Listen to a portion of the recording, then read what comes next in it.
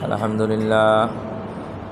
لله كفى وسلام على عباده الذين اصطفى أما بعد فقد قال الله تعالى في كلامه المجيد وفرقانه الحميد أعوذ بالله من الشيطان الرجيم بسم الله الرحمن الرحيم يا أيها الذين آمنوا اتقوا الله حق تقاته ولا تموتن إلا وأنتم مسلمون وقال رسول الله صلى الله عليه وسلم المسلم من سلم المسلمون من لسانه ويده أو كما قال عليه الصلاة والسلام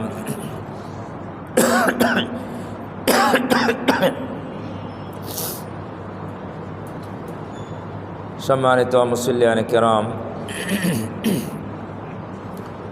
সমস্ত প্রশংসা আল্লাহ সুবহানাহু ওয়া তাআলার জন্য, যিনি আমাদেরকে সুস্থ অবস্থায় তার পবিত্র ঘরে মসজিদে এই মুহূর্তে তার বহুত বড় হুকুম জুম্মার নামাজ আদায়ের উদ্দেশ্যে আমাদেরকে আসার তৌফিক দান করিলেন। সেই মহান আল্লাহ তাআলার দরবারে কালিমাতুশ শুকর আদায় করি, সকলেই পড়ি আলহামদুলিল্লাহ। অতঃপর অসংখ্য দরুদ ও সালাম অনন্তকাল পর্যন্ত বর্ষিত হোক আমাদের প্রাণ প্রিয় রাসূলের উপর, যার আদর্শ মানলেই মানুষ দুনিয়াতে সফল হবে, আখিরাতে নাজাত পাবে। সেই রাসূলের শানে দরুদ ও সালাম পাঠ করি, সকলেই পড়ি সাল্লাল্লাহু আলাইহি ওয়াসাল্লাম। আমাদের ইসলাম ধর্মে কিছু গুরুত্বপূর্ণ শব্দ আছে,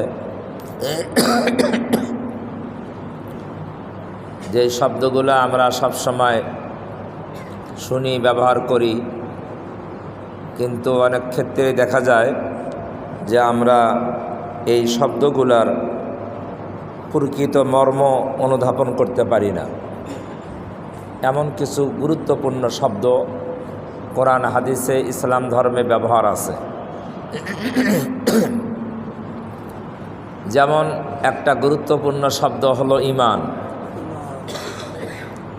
ঈমান শব্দটা মুসলমানরা শোনে নাই, জানে না, এমন মুসলমান কি পাওয়া যাবে? ইসলাম এ শব্দ কি শুনি নাই? আকিদা শুনছি, তাকদীর শুনছি, তাকওয়া শুনছি, ইহসান শুনছি। এরকম অনেক শব্দ আছে যেই শব্দগুলা আমাদের শোনা, কিন্তু অনেক ক্ষেত্রেই দেখা যায় যে এই শব্দগুলার আবিধানিক অর্থ এক রকমের, ইসলামী পরিভাষায় আরেক রকমের অর্থ। আমরা অনেক ক্ষেত্রেই এই শব্দগুলার মর্ম বুঝতে হয়তো অনেক সময় চেষ্টাও করি না, অনেক সময় বুঝিও না। আমরা গত জুমায় যে আয়াতটা পাঠ করছিলাম, ওই আয়াতটা আজকেও পাঠ করছি। এই আয়াতের মধ্যে ইসলামী কয়েকটা পরিভাষার শব্দ আছে। একটা হলো ঈমান, একটা হলো তাকওয়া, আর একটা হলো ইসলাম। এই তিনটা পরিভাষা এই আয়াতের মধ্যে আছে।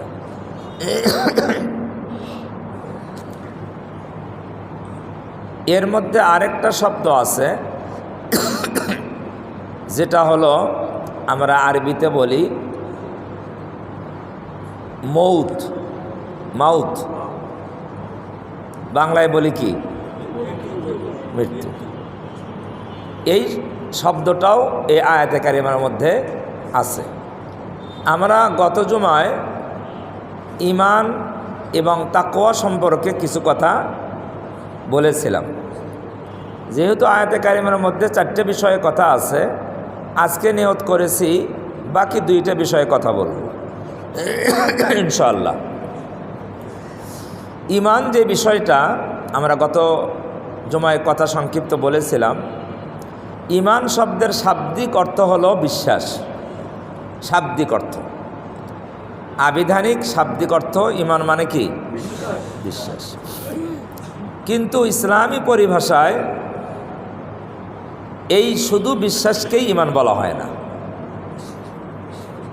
ইসলামী পরিভাষায় এই ঈমানের যে সংজ্ঞা, এটা আরেকটু কি ব্যাপক।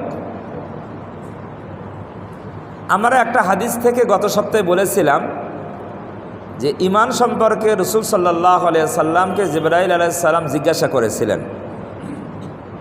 তো জিবরাইল আলাইহিস সালামের প্রশ্নের উত্তরে নবীজি ঈমানের পরিচয় দিয়েছিলেন। সেখানে 6টা বিষয়ের বিশ্বাসকে কি বলা হয়েছে? ঈমান বলা হয়েছে। তাহলে ঈমান এটা হলো অন্তরের বিশ্বাসের নাম। কিসের নাম? অন্তরে কার কি বিশ্বাস আছে এটা বোঝার উপায় কি? ঈমান তো অন্তরের বিশ্বাস। তাহলে এই হাদিসের মধ্যে 6টা বিষয়, অন্য হাদিসে আরও একটা বিষয়, মোট 7টা বিষয়ের বিশ্বাসকে কি বলা হয়? তাহলে কার অন্তরে এই 7টা বিষয়ের বিশ্বাস আছে এটা বোঝার উপায় কি? বিষয়টা তো অন্তরের। অন্তরের খবর বাহির থেকে বোঝা যায়? দেখা যায়? দেখাও যায় না, বোঝাও যায় না। এই জন্য ইসলামী পরিভাষায় ঈমানের সংজ্ঞাটা আরেকটু ব্যাপক করা হয়েছে। ইসলামী পরিভাষায় ঈমানের সংজ্ঞা, ঈমান কাহাকে বলে, আরেকটু ব্যাপক করা হয়েছে।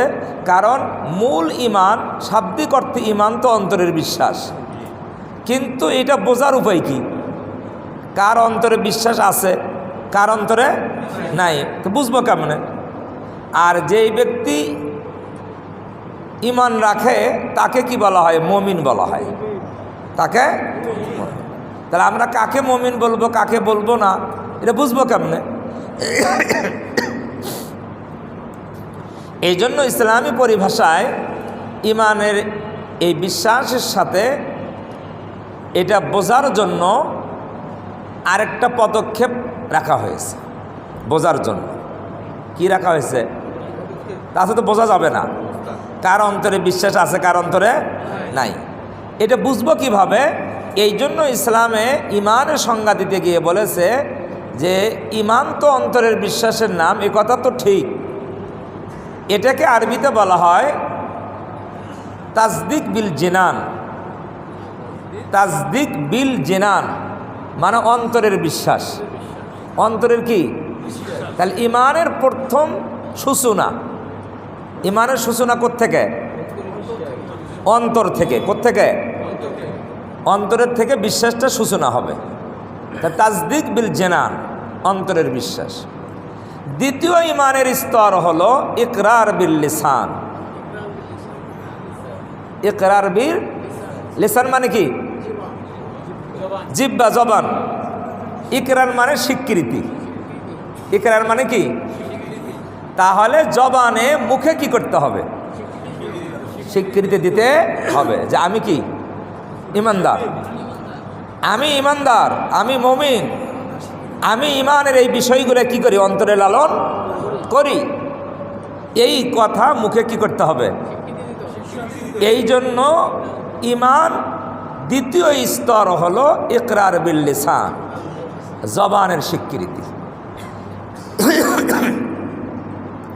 কোনো মানুষ যদি জবানে ঈমানের স্বীকৃতি না দেয়, অন্তরে বিশ্বাস করে, তাহলে তাকে কি বলবেন?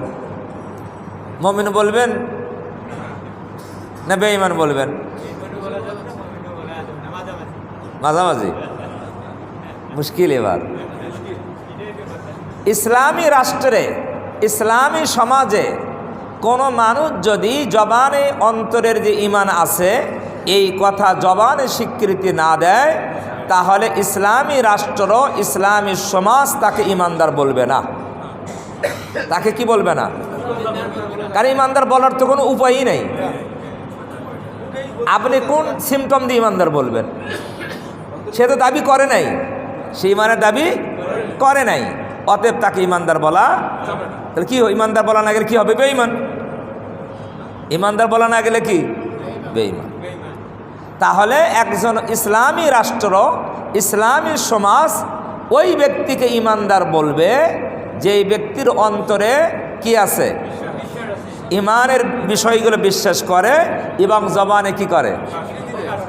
যেহেতু অন্তর আমরা দেখি না, অন্তর দেখার কোনো উপায়ও আমাদের কাছে নাই, এই জন্য আমরা দেখি জবানের স্বীকৃতি, এটা আমরা দেখি।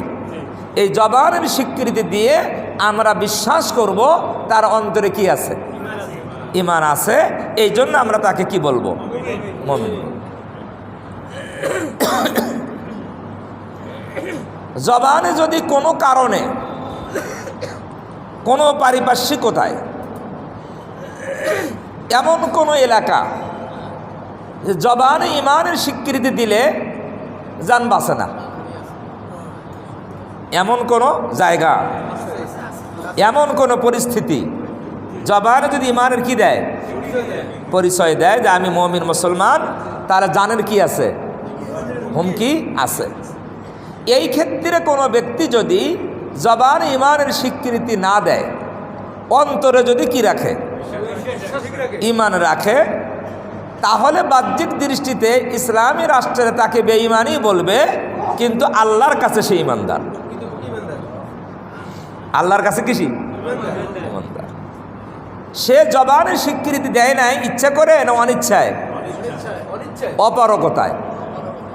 অপারগতার কারণে যদি জবানের স্বীকৃতি দিতে সক্ষম না হয়, এমন সিচুয়েশন, এমন পরিস্থিতি, এমন দেশে, এমন জালেমের কাছে, তাহলে ওই অবস্থায় জবানের স্বীকৃতি না দেয়, অন্তরে যদি ঈমান থাকে, তাহলে ওই ব্যক্তি ইসলামী সমাজে মুমিন হবে না, কিন্তু আল্লাহর কাছে কি হবে? কথা বুঝে আসছে না? আসলে এই জন্য এক হাদিসের মধ্যে আসছে, রাসূলুল্লাহ সাল্লাল্লাহু আলাইহি সাল্লাম বলেন, কিয়ামতের দিন জান্নাতীরা জান্নাতে যাবে, জাহান্নামীরা জাহান্নামে যাবে। অনেক জাহান্নামীকে ইমানের কারণে জাহান্নাম থেকে মুক্তি দিয়ে জান্নাত দিয়ে দেওয়া হবে। ফেরেশতাদেরকে পাঠানো হবে, জাহান্নামে যাও, কাদের ইমান আছে তাদেরকে নিয়ে আসো, জান্নাতে দাও। আল্লাহ রসুল সাল্লাল্লাহু আলাইহি সাল্লামকে অনুমতি দেওয়া হবে, আপনিও জাহান্নামে দৃষ্টি দেন, দেখেন কোন আপনার ইমানদার উম্মত জাহান্নামে আছে, তাদেরকে কি করেন? বের করে নিয়ে আসেন। ফেরেশতারাও বের করে নিয়ে আসবে, নবী রাসূলগণও বের করে নিয়ে আসবে। এরপরে আল্লাহ বলবেন, আরও দেখেন, আরও দেখেন, আরও আছে কিনা ইমানদার। নবী রাসূলগণ বলবে যে না আল্লাহ, আমাদের দৃষ্টিতে আর কোনো ইমানদার দেখা যায় না। ফেরেশতারা বলবে, হে আমাদের মাবুদ, আমাদের দৃষ্টিতে জাহান্নামে আর কোনো ইমানদার আমরা দেখতেছি না। তখন আল্লাহ তাআলা তার কুদরতি দৃষ্টি দিয়ে আরও অসংখ্য ইমানদারদেরকে জাহান্নাম থেকে বের করে মুক্তি দিয়ে দিবে। এটা কোন ইমানদার বুঝছেন? হ্যাঁ, যারা ইমান কি করে নাই? প্রকাশ করতে পারে নাই, প্রকাশ করতে কোনো জালেমের কারণে,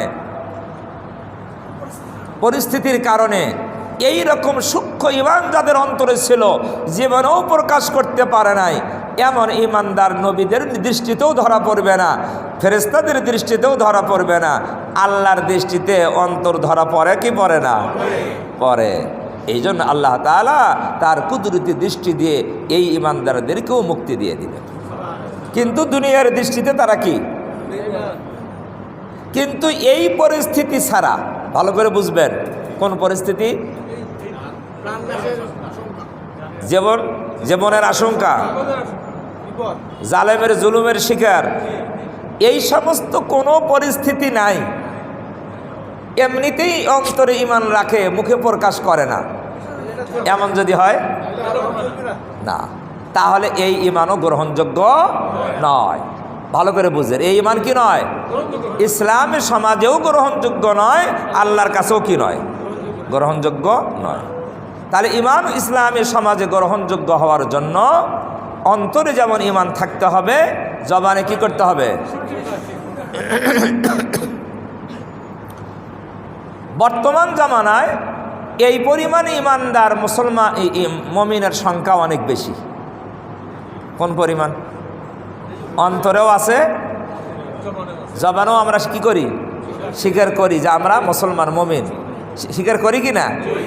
এই পরিমাণ মুমিনের সংখ্যা আমাদের সমাজে, মুসলিম সমাজে অনেক। কিন্তু ইসলামী পরিভাষায় ইমানের সংজ্ঞা দিতে গিয়ে বলা হয়েছে তাসদিক বিল জেনান যেমন জরুরি, অন্তরের কি বিশ্বাস, জবানে যেমন স্বীকৃতি এটাও জরুরি, তেমনিভাবে আমল বিল আরকান। আমল বিল আরকান। আরকান মানে কি? আল্লাহর বিধিবিধান। আল্লাহর বিধিবিধান যা আছে এগুলা আমলে পরিণত করতে হবে। কথা বুঝে আসছে এবার?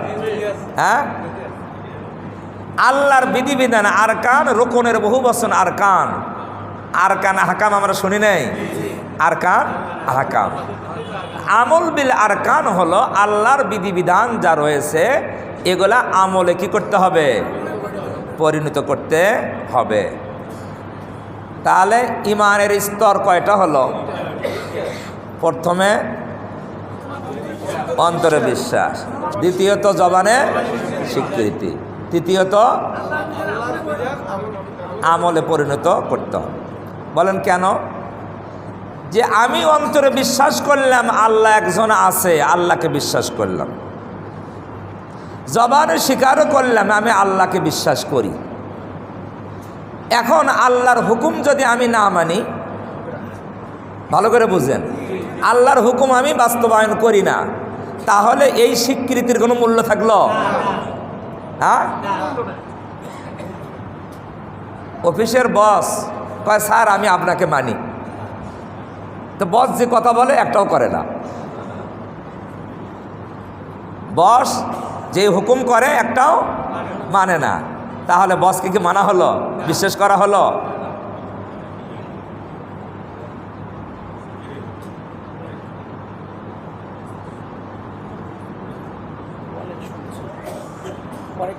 কথা বলবো আপনার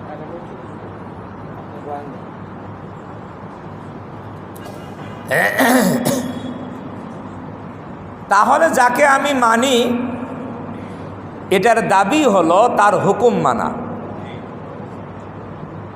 যাকে আমি মানি এই মানার দাবি কি?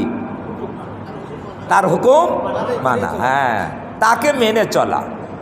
তাহলে আল্লাহকে বিশ্বাস করি অন্তর দিয়ে, জবানেও স্বীকার করলাম আল্লাহকে বিশ্বাস করি, তাহলে আল্লাহর হুকুম যদি আমি এই বিশ্বাস করার দাবি হলো আল্লাহর হুকুম কি করা? বাস্তবায়ন করা। এই জন্য বলা হয়েছে আমল বিল আরকান, আল্লাহর বিধিবিধান বাস্তবায়ন করা। তাহলে এই তিনটা যখন একত্র হবে সেই ব্যক্তি হবে পরিপূর্ণ মুমিন। পরিপূর্ণ কি? কেউ যদি অন্তরে বিশ্বাস করে, জবানে স্বীকারও করে, আমল করে না, সে পরিপূর্ণ মুমিন হবে না। সে পরিপূর্ণ মুমিন হবে না। তাহলে পরিপূর্ণ মুমিন হওয়ার জন্য ইসলামী পরিভাষায় ঈমানের সংজ্ঞা হলো অন্তরের বিশ্বাস, জবানের স্বীকৃতি, আল্লাহর বিধিবিধান বাস্তবায়ন করা। এটা হলো ঈমানের পরিপূর্ণ পরিভাষাগত সংজ্ঞা। এবার বুঝে আসছি ঈমান কাকে বলা হয়।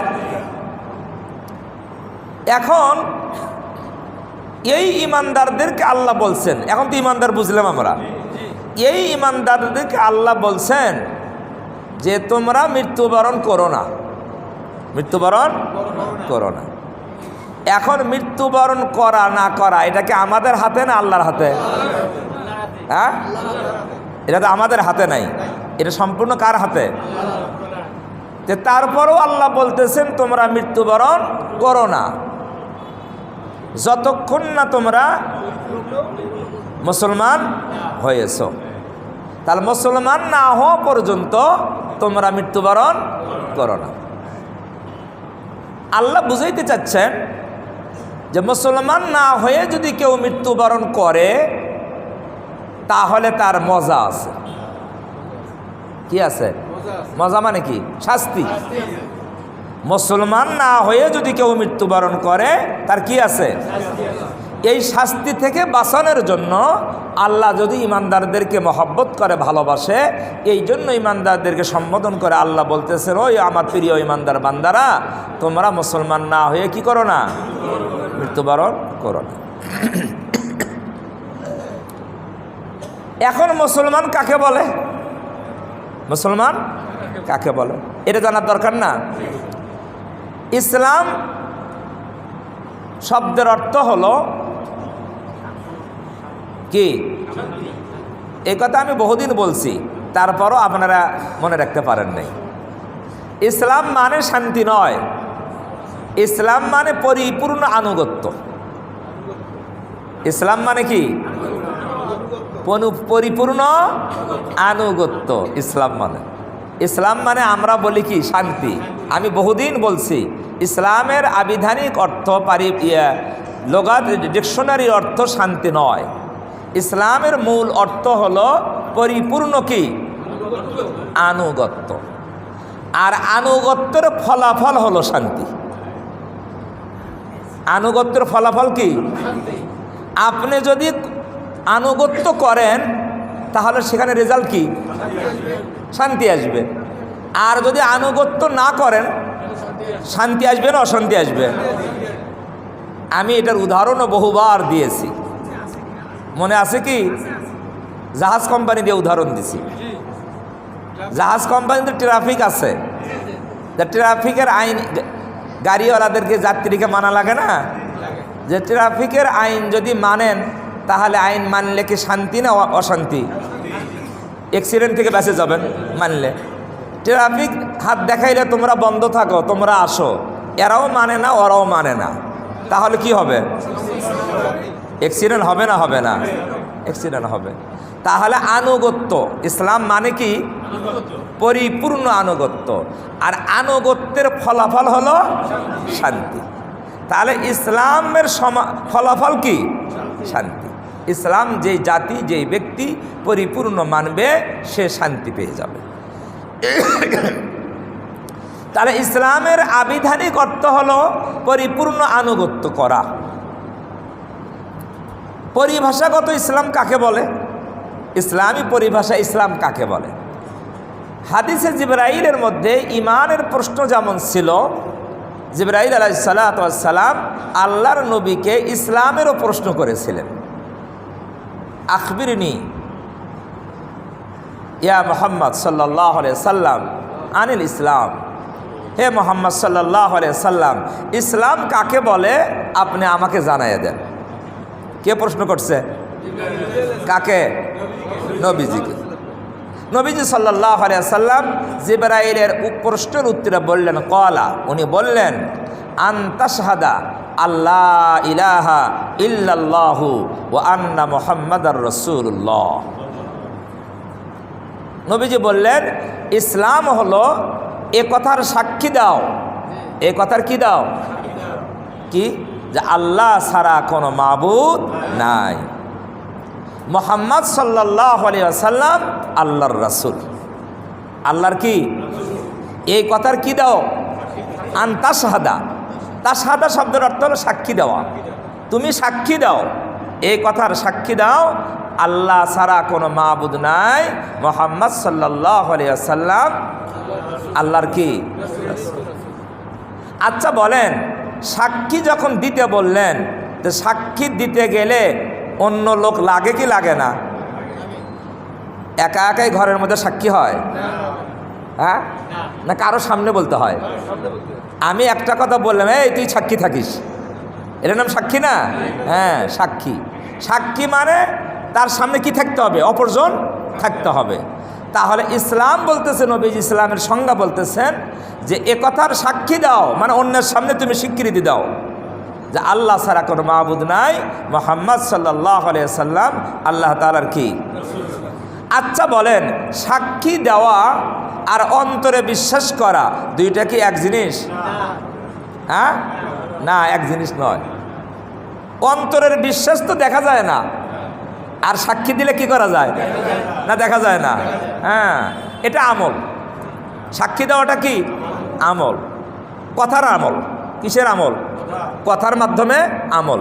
তার কথার মাধ্যমে আমি আমল করলাম, কাজের মাধ্যমে কি হয়? আমল হয়। কথার মাধ্যমে কর্ম হয়, কথার মাধ্যমে কাজ হয় না, এটা কথার মাধ্যমে আমল। তো সাক্ষী দাও এক। 2 নম্বরে নবীজি বলেন অতুকিমাস সালাতা, তুমি নামাজ কায়েম করবে। নামাজ কায়েম। এটা কিসের সংজ্ঞা দিচ্ছেন? ইসলাম। এটা ভুলে যায় না, ইসলামের সংজ্ঞা।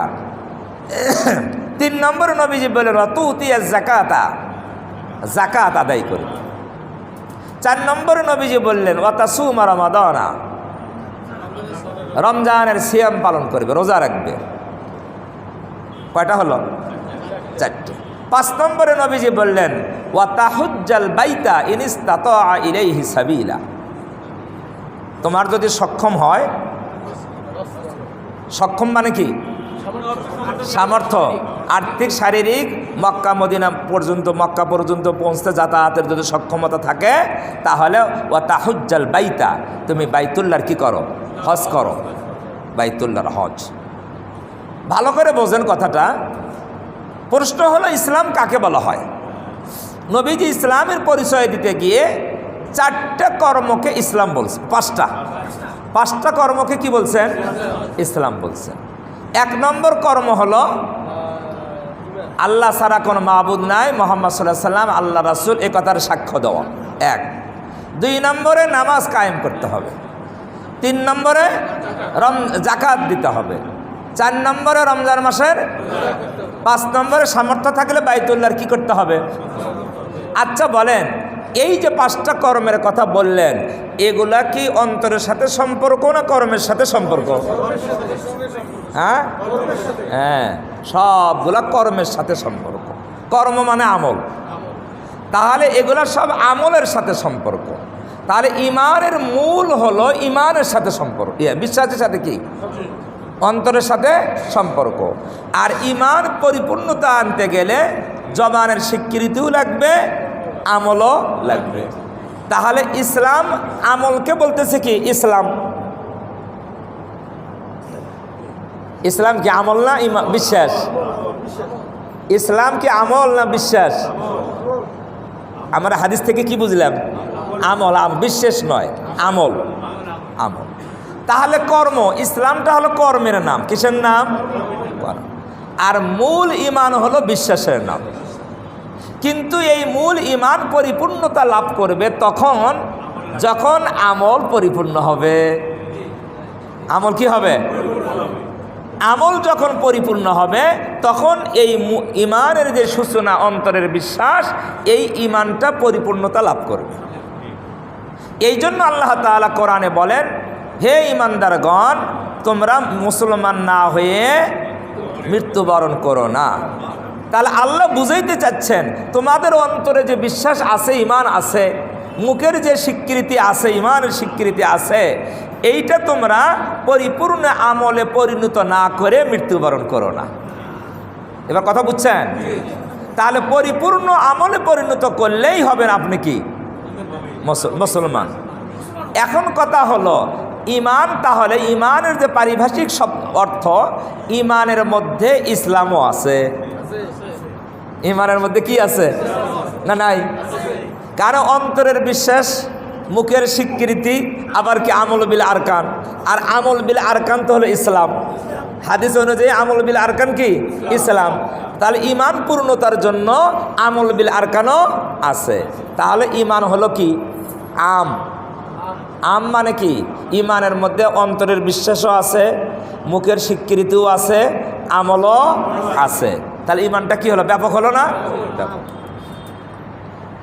এখন ইসলামটা হয়ে গেল কি? খাস। ইসলামটা কি? নির্দিষ্ট। সেটা কি? ইসলামটা নির্দিষ্ট এই দিক দিয়ে যে ইসলামের মধ্যে অন্তরের বিশ্বাস নাই। ওই 5টার মধ্যে অন্তরের বিশ্বাসের কথা আছে? নাই, খালি আমলের কথা। কিসের কথা? তাহলে ইসলামের মধ্যে হলো আমলের কথা, ইমানের মধ্যে বিশ্বাসের কথা, জবানের স্বীকৃতির কথা, আমলের কথা। তাহলে ইমানটা ব্যাপক। ইমানটা কি? আর ইসলামটা হলো কি? নির্দিষ্ট, এটাকে আরবিতে বলা হয় খাস।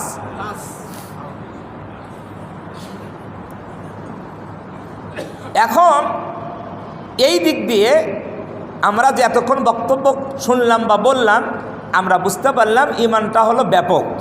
ইমানের মধ্যে যেমন অন্তরের বিশ্বাস আছে, মুখের স্বীকৃতি আছে, সাথে সাথে আমলও কি আছে। আর ইসলামের যেই হাদিস থেকে যেই সংজ্ঞা আমরা পাইলাম, সেখানে বিশ্বাসের কথা নাই। তাহলে বিশ্বাস ছাড়াই কি ইসলাম? বিশ্বাস ছাড়াই, ভালো করে বুঝবেন। এখন যে কথা বলবো খুব মনোযোগ দিবেন। তাহলে বিশ্বাস ছাড়া, অন্তরে বিশ্বাস নাই, কেউ যদি নামাজ পড়ে, রোজা করে, হজ করে, যাকাত দেয়, তাহলে ইসলাম তো সে করলো, ইসলাম করলো না? এই ইসলামের কি মূল্য আছে? হ্যাঁ, এইটা সূরা হুজুরাতের মধ্যে একটা ঘটনা আছে। কোথায়? সূরা হুজুরাতে। মদিনার গ্রাম্য এলাকা থেকে কিছু লোক নবীজির দরবারে আসলেন। কিছু লোক, গ্রাম্য মানুষ। কোরআন শরীফের আয়াত সূরা হুজুরাত, ক্বালাতিল আ'রাবু আমান্না। আরব মানে গ্রাম্য লোক। কিছু গ্রাম্য লোক এসে বলল, ইয়া রাসূলুল্লাহ, আমরা ঈমান আনছি। কি আনছি? ঈমান আনছি। তাহলে ঈমানের তারা স্বীকৃতি দিল। কি দিল? জবানে বলছে না, ঈমানের স্বীকৃতি দিল। তাহলে ঈমানের মূল উৎস কোথায়? ঈমানের মূল উৎস কোথায়? হায় আল্লাহ, ভুলে গেলে হবে। অন্তর, অন্তর। ঈমানের মূল উৎস কোথায়? ঈমানের সূচনা কোথায়? ঈমানের বীজ বপন হয় অন্তরে। কোথায়? অন্তরে। অন্তরে বিশ্বাসের বীজ বপন হয় কোথায়? অন্তরে। তারা এসে স্বীকৃতি দিল, এটা তো দ্বিতীয় স্তর, তাই নয়? যে হুজুর আমরা কি আনছি? ঈমান আনছি। তো ঈমান যেহেতু আনছি, আপনারাও ঈমানদার, আমরাও ঈমানদার। মদিনা ইসলামী রাষ্ট্র, অন্য অন্য ঈমানদাররা ইসলামী রাষ্ট্রের যে সুযোগ সুবিধা পায়, আমরাও কি সুযোগ সুবিধা পাব? এখন তাদের স্বীকৃতি অনুযায়ী তাদেরকে ঈমানদার বলতে হয় না? বলতে হয় না? নবীজি কি তাদের অন্তরের খবর জানে? জানে না। তো নবীজি তাদেরকে কি বলবেন? ঈমানদার বলবেন। তাহলে ঈমানদার হিসেবে অন্য অন্য ঈমানদার যেমন সুযোগ সুবিধা ইসলামের রাষ্ট্র পাবে, তারাও কি? আর তারা মূলত ইসলামী রাষ্ট্রের সুযোগ সুবিধা নেওয়ার জন্যই এই কথা বলছে। এখন আল্লাহ তাআলা নবীজিকে জানায় দিলেন, নবীজি শোনেন, এরা তো সে ঈমানদারের দাবি করলো, স্বীকৃতি দিল, কুল আপনি বলেন। নবীজিকে আল্লাহ বলতেছেন, লাম তুমিনু, তোমরা ঈমান আনোনি। হইল কাম? ওরা তো স্বীকৃতি দিল না, স্বীকৃতি দিল মুখে। আল্লাহ বললেন, নবী আপনি তাদেরকে বলেন, লাম তুমিনু, তোমরা ঈমানদার নও, তোমরা ঈমান আনো নাই। তাহলে এই স্বীকৃতির মূল্যায়ন নাই। কেন মূল্যায়ন নাই? আল্লাহ এটা বলে দিলেন, ওয়ালাম্মা ইয়াদখুলুল ঈমানু ফী কুলুবিকুম, তোমাদের ঈমান, তোমাদের বিশ্বাস অন্তরে প্রবেশ করে নি। এবার বুঝছেন? তাহলে অন্তরে যদি ঈমান কারো না থাকে, সেই যদি ঈমানের স্বীকৃতি দেয়, তাহলে এই ঈমান আল্লাহর কাছে কি নয়? গ্রহণযোগ্য নয়। আল্লাহর কাছে কি নয়? গ্রহণযোগ্য নয়। এখন কথা হলো, এখন যদি কোনো মানুষ বলে আমি ঈমানদার, অন্তরে তার কি নাই? ঈমান নাই। এখন আমাদের কাছে ওই লোকটা ঈমানদার হিসাবে গণ্য হবে কি হবে না? হ্যাঁ, আমাদের কাছে কি ওহী আসে? না। আমাদের কাছে কোনো ব্যক্তি যদি বলে আমি ঈমানদার, আমরা বিশ্বাস করব সেই ঈমানদার। আমরা তো অন্তরের খবর জানি না, আমাদের কাছে তো ওহী আসে না। কথা বুঝে আসছে না? আসে নাই। আর নবীর কাছে ওহী আসছে, নবী ওহীর মাধ্যমে বলে দিছেন যে আল্লাহ বললেন, আপনি বলেন কুল্লাম তুমিনু, তোমরা ঈমানের দাবিতে সঠিক নও, কারণ তোমাদের অন্তরে ঈমান প্রবেশ করে নি। এটা তো আল্লাহ দেখছে, আল্লাহ দেখে নবীকে বলে দিয়েছে। তাহলে তারা যে ঈমানের দাবি করলো, এটার কি কোনো মূল্যায়ন নাই? আল্লাহ বলে দিলেন, নবীজি আপনি তাদেরকে বলেন, ওয়ালাকিন কুলু আসলামনা, তোমরা ঈমানের দাবি করো না, যেহেতু তোমাদের অন্তরে কি নাই, ইমান প্রবেশ করেনি, এই জন্য ইমানের দাবি তোমাদের সঠিক নয়, বরং তোমরা বলো ওয়ালাকিন কুলু আসলাম না, আমরা কি করেছি, ইসলাম মেনে নিয়েছি। কি মানছি? ইসলাম গ্রহণ করেছি। ভালো করে বুঝেন, আমরা কি গ্রহণ করেছি? আসলাম না। একেবারে চুপ। তোমরা কি করো? তোমরা বরঞ্চ বলো আমরা ইসলাম মেনে নিয়েছি। কি মেনে নিয়েছি? তাহলে ইসলাম মেনে নেওয়ার অর্থ কি? ওই যে বাহ্যিক আমল, বাহ্যিক আমল, বাহ্যিক আমল করছে। তা বাহ্যিক আমলের নাম কি? ইসলাম। এখন আসেন, কোনো মানুষ যদি বাহ্যিক আমল করে, অন্তরে যদি কি না থাকে, ইমান না থাকে, মুখেও স্বীকৃতি দিল, তাহলে এই বাহ্যিক ইসলাম আল্লাহর কাছে গ্রহণযোগ্য নয়। তাহলে এখান থেকে বোঝা যায় যে ইসলামটা পরিপূর্ণ হওয়ার জন্য মুখের স্বীকৃতি যেমন দরকার, অন্তরের ইমানও দরকার। কথাটা বুঝতে পারছেন? এই আয়াত থেকে, এই ঘটনা থেকে পরিষ্কার বোঝা গেল ইসলাম গ্রহণযোগ্য হওয়ার জন্য যেমন বাহ্যিক আমল দরকার, মুখের স্বীকৃতি দরকার, তেমনি অন্তরের কি দরকার? দরকার না?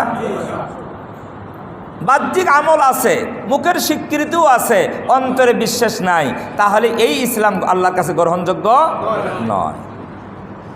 এখন আসেন, এখন ইসলামও বুঝলাম, ইমানও বুঝলাম, এখন বলেন তো ইমান ইসলামের মধ্যে পার্থক্য কি? ইমান কোনটা, ইসলাম কোনটা? এটা বোঝা আপনাদের জন্য আমি সহজ করে দেই, বুঝছেন সবাই, হয়তো বলতে পারতেছেন না।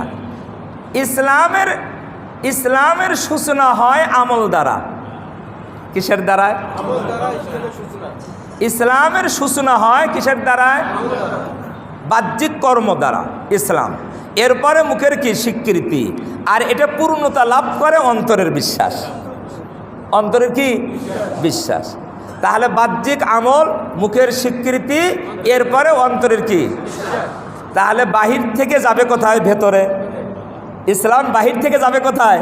ভেতরে। তখন হবে পরিপূর্ণ ইসলাম, এই ব্যক্তি পরিপূর্ণ মুসলিম। আর ইমান হলো এর বিপরীত। ইমানের সূচনা হবে অন্তর থেকে। কোত্থেকে? অন্তর থেকে। ইমানের বীজ বপন হবে কোথায়? এরপরে মুখে, এরপরে বাহ্যিক আমল। বাহ্যিক কি? আমল। তাহলে ইমানের সূচনা হয় অন্তর থেকে, পরিপূর্ণতা লাভ করে আমলের দ্বারায়। আর আমলের ইসলামের সূচনা হয় আমলের দ্বারায়, পূর্ণতা লাভ করে অন্তরের বিশ্বাস দ্বারায়। এখন বলেন, তাহলে ইমান ছাড়া কি ইসলাম আছে? ইসলাম ছাড়া ইমান আছে? একটা অপরটার কি? পরিপূরক। একটা অপরটার কি? পরিপূরক। এই জন্য যে এই ব্যক্তি পরিপূর্ণ মুসলিম, এই ব্যক্তি পরিপূর্ণ মুমিন। এবার বুঝতে পারছেন? যে এই ব্যক্তি পরিপূর্ণ মুমিন, এই ব্যক্তি পরিপূর্ণ মুসলিম। পরিপূর্ণ মুসলিম। একজন পরিপূর্ণ মুমিন হবে আর সে পরিপূর্ণ মুসলিম হবে না, এটা হতে পারে না। একজন পরিপূর্ণ মুসলিম হবে, সে ইমানদার হবে না, এটাও হতে পারে না। যে আল্লাহ তাআলা বললেন, ইমানদারেরা তোমরা মুসলমান না হয়ে মৃত্যুবরণ করো না। তোমাদের অন্তরে তো বিশ্বাস আছে, তোমাদের জবানে স্বীকৃতি আছে, কিন্তু পরিপূর্ণ আমল করো। পরিপূর্ণ আমল করো, করে পূর্ণতা লাভ করো। তোমার ইমানকে পূর্ণতায় লাভ করে তুমি পরিপূর্ণ মুসলিম হয়ে এরপরে মৃত্যুবরণ করো। কথা কি বুঝাইতে পারছি আমি? এ কথাটাই কোরআন শরীফে অন্য জায়গায় অন্যভাবে বলছেন আল্লাহ তাআলা। ইয়া আইয়ুহাল্লাযীনা আমানু দুখুলু ফিস-সিলমি কাফা। হে ঈমানদারেরা, তোমরা পরিপূর্ণভাবে ইসলামে প্রবেশ করো। তাহলে ঈমানদারেরা ইসলামে পরিপূর্ণ কি করো? প্রবেশ করো। তাহলে ইসলামের বাহ্যিক যত আমল আছে, এগুলো তো ইসলাম কর্ম। ইসলামের আল্লাহ রসুলের পক্ষ থেকে যত বিধিবিধান আছে, বাহ্যিক কর্ম, এইগুলা সবগুলা হলো ইসলাম। হাদিসে জিবরাইলের মধ্যে সংক্ষিপ্ত 5টার কথা বলা হয়েছে। এটা বুঝবেন না, ওই 5টাই চূড়ান্ত। তা নয়, ওই 5টা উদাহরণস্বরূপ সংক্ষিপ্ত করে বলা হয়েছে। এক কথায় আল্লাহ এবং আল্লাহ রাসূলের পক্ষ থেকে যত বাহ্যিক কর্ম রয়েছে এগুলা সম্পূর্ণভাবে পরিপূর্ণভাবে আমাকে ওই আমার জীবনে কি করতে হবে? বাস্তবায়ন করতে হবে। যখনই আল্লাহর বিধান আসবে, যখনই রসুলের হুকুম আসবে, তখন আমার জীবনে কি করতে হবে? বাস্তবায়ন করতে হবে। এই কথাটা আল্লাহ বলছেন, ইসলামে পরিপূর্ণ কি হও, প্রবেশ করো, দাখিল হও। তার মানে ইসলামের বিধান যখনই আসবে তখনই আমি কি করব? সেটা আমি পালন করব। এই কথা এখানে বলা হয়েছে। ইসলামের যখন যে বিধান আমার সামনে আসবে, ওই বিধান, সেই বিধান ব্যক্তিগত হোক, সামাজিক হোক, রাষ্ট্রীয় জীবনে হোক, আন্তর্জাতিক হোক, ব্যবসা বাণিজ্য হোক, রাজনৈতিক হোক, যে কোনো সেক্টরে হোক, ইসলামের বিধান আমার সামনে যখন আসবে তখন আমাকে সেটা কি করতে হবে? বাস্তবায়ন করতে হবে। এই বাস্তবায়ন করলে আমি হব পরিপূর্ণ কি? মুসলিম, মুমিন, মুসলিম। এখন আসেন দুই একটা হাদিস বলি। আমি একটা হাদিস বলছি, আল মুসলিমু মান সালিম আল মুসলিমুনা মিন লিসানিহি ওয়া ইয়াদিহি। নবীজি সাল্লাল্লাহু আলাইহি সাল্লাম বলেন, প্রকৃত মুসলিম ওই ব্যক্তি, প্রকৃত মুসলিম কোন ব্যক্তি? মান সালিম আল মুসলিমুনা মিন লিসানিহি ওয়া ইয়াদিহি, যেই ব্যক্তির জবান থেকে এবং তার হাত থেকে অন্য মুসলমান নিরাপদ থাকে।